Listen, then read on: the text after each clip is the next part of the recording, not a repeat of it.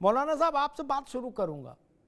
अब क्या समझ में आ रहा है, 2 दिन सुप्रीम कोर्ट में भी धमाचौकड़ी हो गई, सरकार ने अपना रुख साफ कर दिया, प्रधानमंत्री ने, विपक्ष ने अपना रुख साफ कर दिया, सुप्रीम कोर्ट ने अपना रुख साफ कर दिया।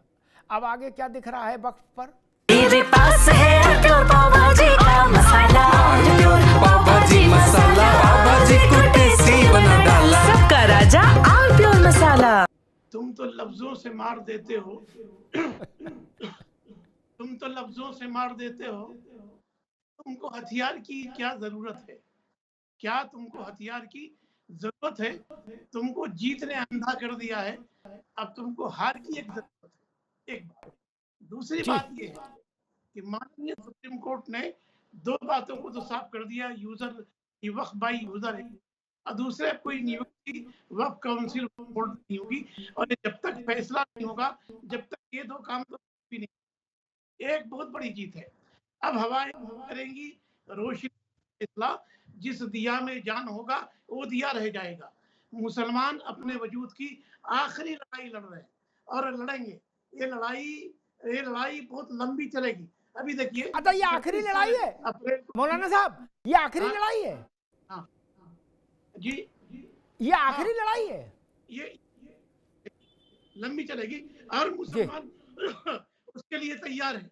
26 जनवरी को हैदराबाद में मिलियनम मार्च है, 10 लाख लोग उसमें शरीक हो रहे। एक बात मैं आपको बताना चाह रहा हूँ, बीजेपी एक प्रोपेगेंडा कर रही कि हम वक्फ की जमीन को बचाने के लिए अमेंडमेंट बिल लेकर के आए। बीजेपी वो भी मुसलमानों की जमीन बचाएगी जिसने अंबानी को दे दिया, जहां उसने घर बना लिया और सरकार अपनी जमीन नहीं बचा सकी। इंक्रोचमेंट, अनऑथराइज्ड कॉलोनियां सैकड़ों बन गई, वहां नहीं बचा पाई, तो हमारी जमीन बचाएगी। एक बात देखिए, 2014 से 18 के बीच में ये बिल ला सकते थे, क्यों नहीं लाए? अभी क्यों ला रहे? इसलिए कि सरकार को जितनी जमीन बेचना था बेच दिया, अब उसको लगा कि अब कुछ भी नहीं है, अब वक्त पर हाथ डाला जाए। ये जमीन वक्त पर बेचने की लड़ाई है। ठीक है मौलाना साहब जी, दोबारा आ रहे हैं नंदीमुद्दीन साहब, दोबारा आ रहे हैं, पास सबको बहस में ले आए, दोबारा आ रहे हैं। एक चीज मैं मौलाना साहब के संज्ञान में डाल दूं, फिर यतीमा के पास जाऊं, फिर सपा और भाजपा के पास। मौलाना साहब, आपने जो दिखाया वो सिक्के का एक पहलू है। मैं भी थोड़ा थोड़ा शायराना हो रहा हूं आपकी संगत में। सिक्के का, हाँ, वो सिक्के का एक पहलू है। दूसरा पहलू दिखाने की हिमाकत में करता हूं। देश भर में लगभग 47%, अशोक भाई आप भी सुन लो, ये आपके भी काम की चीज है पार्टी के पूरे, क्योंकि अभी वक्त पर आपको भी कुर्बानी देनी है, आपकी कुर्बानी बाकी है। तो इसलिए याद रहे कि लगभग 47% जमीन वक्फ की ऐसी है मौलाना साहब, जो ना तो अदालत द्वारा वक्फ घोषित की गई है, मेरे शब्द को ध्यान से सुनिएगा क्योंकि तकनीकी मसला, ना तो अदालत द्वारा वक्फ की प्रॉपर्टी घोषित की गई है, ना राजस्व रिकॉर्ड में रजिस्टर्ड हुई है, नोटिफाइड भी नहीं है, यानी खुला है, खुली 47%। उस 47% को जांचने, परखने, उस पर फैसला करने के किसी अधिकार पर रोक सुप्रीम कोर्ट ने नहीं लगाई। यह बात समझना बहुत जरूरी है। ठीक, ये जितनी कहानी है सुप्रीम कोर्ट की मौलाना साहब, ये किस पर है? फिर ध्यान से सुने सब लोग, अदालत द्वारा वक्फ घोषित की गई जमीन और नोटिफाइड जमीन वक्फ की, इनको आप डिनोटिफाइड नहीं करेंगे। लेकिन जो झोला रख के वक्फ ने खुद ही नोटिफाइड कर दी, वो खुला है केस, उस पर कोई रोक नहीं लगाई डीएम पर। और वो कितनी है यतीमा? वो कुल भारत की वक्फ की जमीन का 47% है, यानी लगभग आधी खुले में है, आधी लिखा पढ़ी में है। लिखा पढ़ी वाली हम मान लेते कोर्ट में चलेगा मामला, लेकिन ये तो खाली है बिना लिखा पढ़ी वाली, इस पर तो कोई रोक नहीं, इस पर तो नए कानून के मुताबिक ही काम होगा। यतीमा जी, देखिए अमिताभ जी, सुप्रीम कोर्ट ने अभी कोई बहुत अंतरिम आदेश दिया है और अभी 1 हफ्ते का समय दिया है। मौलाना साहब जिस तरीके से बात कर रहे हैं उससे ये अंदाजा लगाया जा सकता है कि देश में ये लोग किस तरीके की हिंसा को का प्रयोजन कर रहे हैं, और लगातार ये देखने में भी आ रहा है। मुर्शिदाबाद अभी इसका हाल का उदाहरण है। आपके विरुद्ध कोई कानून होगा तो आप उसको नहीं मानेंगे, ये तय है। ये आप जो संविधान की शपथ खाते हैं इसका अर्थ ये है कि वो झूठी है। अभी जब सुप्रीम कोर्ट में कोई वाद लंबित है, उसके बाद आपको ये कहना कि ये हमारी अंतिम लड़ाई है, आप लड़ाई कोर्ट में लड़ रहे हैं, बहुत अच्छी बात है, ये आपका अधिकार है। लेकिन जो लड़ाई आप सड़कों पे लड़ने की बात कर रहे हैं, जिस तरीके की हिंसा का आप लगातार कॉल दे रहे हैं मौलाना साहब, ये देशद्रोह की श्रेणी में आता है। और वक्फ की प्रॉपर्टीज को किस तरीके से अनैतिक रूप से कब्जाया गया, आपके ही मुसलमान भाई लगातार बहुत सारे, अभी एक बाइट चल रही थी, बोहरा समाज के थे वो मौलाना शायद, तो उन्होंने बहुत स्पष्ट कहा कि लूट का अड्डा बन गया था वक्फ, अपनी मनमानी करते थे वक्फ के चेयरमैन।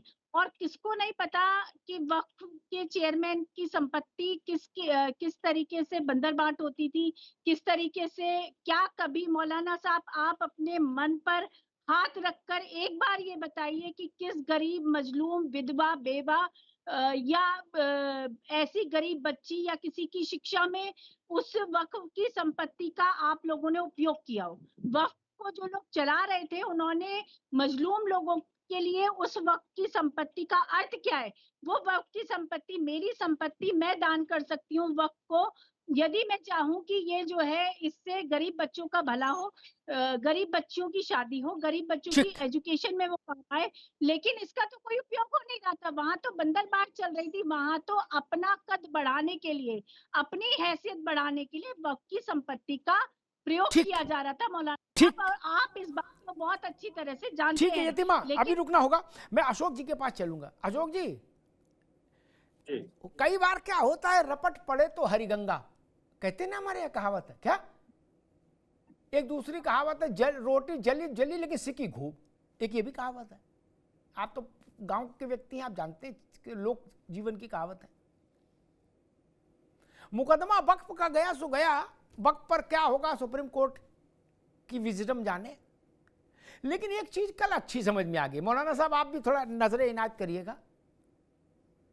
देश की सबसे बड़ी अदालत ने एक अच्छी बात कह दी जिससे मैं खुश हुआ अशोक भाई, मुझे प्रसन्नता हुई कि 16वीं 17वीं 14वीं 15वीं शताब्दी में बने इमारतें हैं, उनके कागज कहां से आएंगे और क्यों मांगे जाए उनके कागज। मैं सुप्रीम कोर्ट की इस बात के साथ खड़ा हो गया कल, जब से सुनी मौलाना साहब ना, तब से उसके साथ ही खड़ा हूं लगातार, हटा ही नहीं। अशोक भाई, काशी, मथुरा, अटाला, भद्रकाली, भोजशाला सब फ्री हो गए। जब वक्फ बाई यूजर हो सकता है तो मंदिर बाई यूजर को कौन रोक लेगा, मठ बाई यूजर को कौन रोक लेगा। जब दरगाह बाई यूजर हो सकती है, खानखाना बाई यूजर हो सकता है, तो मठ बाई यूजर क्यों नहीं हो सकता, गुरुद्वारा बाई यूजर क्यों नहीं हो सकता। और पुराने अगर इनके कागज नहीं मांगे जाएंगे तो पुराने उनके भी नहीं मांगे जाएंगे। अब भारत में असली भाईचारा आ गया अशोक जी, नहीं इससे बड़ा और भाईचारा क्या आएगा। और ये भाईचारा सुप्रीम कोर्ट से आ रहा है, डायरेक्ट गंगोत्री से आ रही गंगा, बीच में है ही नहीं कोई लोचा। मथुरा का कोई कागज नहीं चाहिए, अब काशी का कोई कागज नहीं चाहिए, भोजशाला का नहीं, क्योंकि अगर मौलाना साहब से कागज नहीं मांगा जा सकता कि इमारत 200 साल पुरानी है, तो ये तो 2000 साल पुरानी है, इनका कागज कहां कौन मांग सकता फिर। अशोक जी, इसका मतलब है फिर तो देश ने एक नए युग में प्रवेश कर लिया। धार्मिक विवाद जितने हैं मंदिर मस्जिद के, वो तो इसी निर्णय से सुलझ जाएंगे वक्फ के ही, क्योंकि माननीय सर्वोच्च न्यायालय ने कह दिया पुरानी इमारत का कागज नहीं मांगा जाएगा। नो अशोक जी।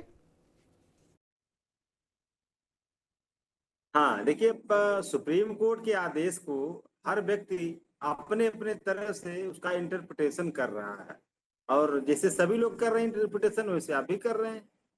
और जो कि विपक्ष के हिसाब से जो सुप्रीम कोर्ट ने कल इंटरिम जो स्टे ऑर्डर दिया, उसका लबोलुबाब यही है मामला कि मोदी सरकार के मुंह पर एक कालिख लगी है सुप्रीम कोर्ट के द्वारा, जो लगातार कहती रही सरकार, ये जो बिल है जो एक्ट में हमने बदला है, ये पूरी तरह से संवैधानिक है, इसमें कहीं कोई दिक्कत नहीं है, लोकतांत्रिक तरीके से इसको पारित किया गया है, ये सारी चीजों पे कल सुप्रीम कोर्ट ने जो मुख्य मुख्य 3 बातें, कुछ बातें आपने भी बताई, जो आपने कहा वक्फ बाय यूजर या वक्फ बाय डीड, वो जो लैंड्स है उसको डिनोटिफाई नहीं किया जाएगा, या धारा 9 के तहत जो अपॉइंटमेंट्स थे वो नहीं होगा, या जो लैंड का नेचर है वक्फ के, वो लैंड का नेचर नहीं चेंज होगा। कई बातें मुख्य सुप्रीम कोर्ट ने अपनी टिप्पणी में कहा और बहुत सारे सवालात उसने पूछे सॉलिसिटर जनरल तुषार मेहता से, वो निरुत्तर हो गए।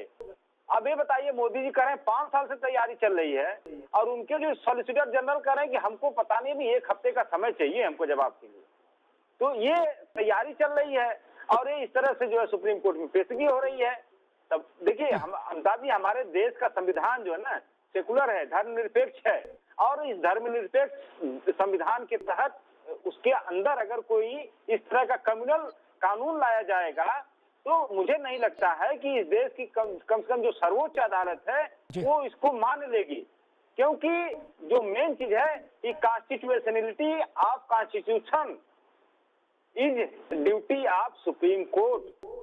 सुप्रीम कोर्ट की ड्यूटी है कि कॉन्स्टिट्यूशनलिटी किसी का, हमारे कॉन्स्टिट्यूशन का मेंटेन हो रही है कि नहीं हो रही है। और इस पर जो आर्टिकल 142 जो संविधान का है उसके तहत सुप्रीम कोर्ट के पास राइट है कि सुप्रीम कोर्ट इस पे डायरेक्शन दे सकता है।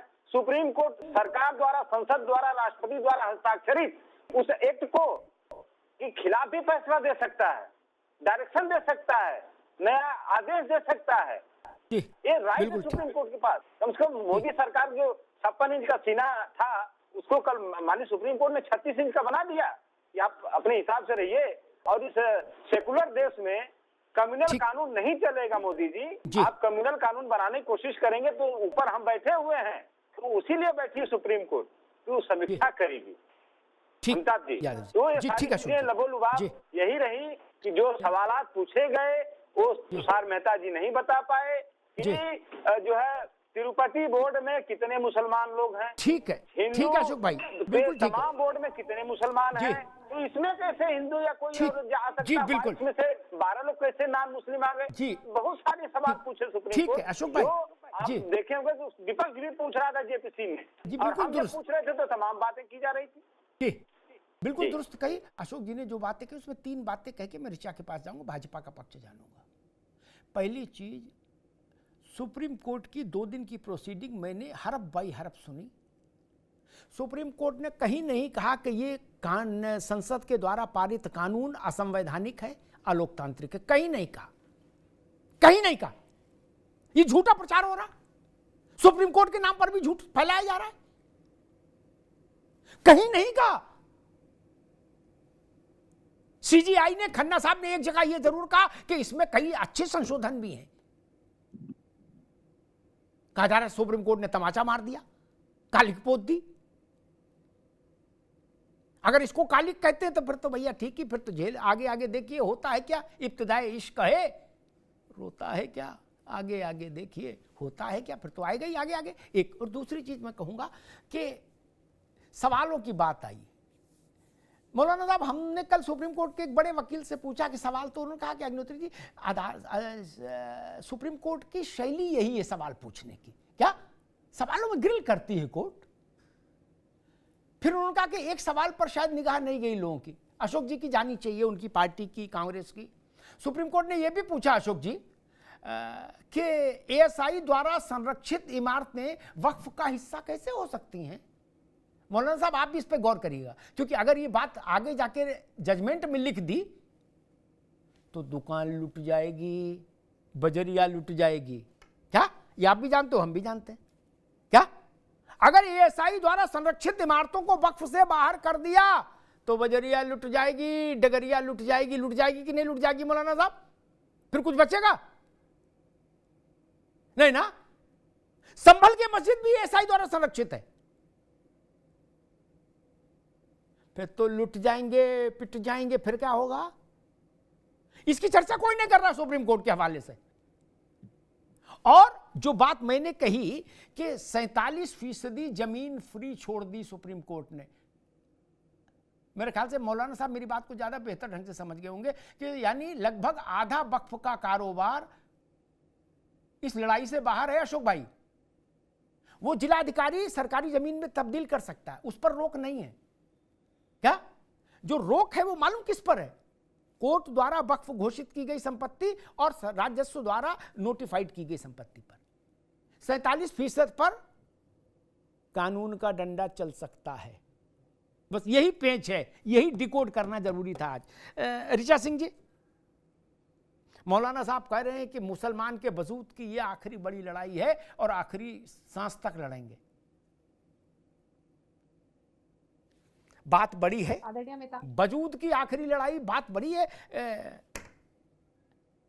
मतलब अगर एक बात कहीं सिनेमा में दिलीप कुमार या ऐसे किसी राजकुमार टाइप के अभिनेता ने बोल दी होती तो तालियां बजती हॉल में। क्या बात कही है जो ले लाई। नहीं, मौलाना साहब ने ऐसी बात कही। कुछ तो सस्ता लो, सब बढ़िया लो, इसमें क्या खास बात है? थोड़े में ज्यादा स्वाद, यही तो है इसकी खास बात।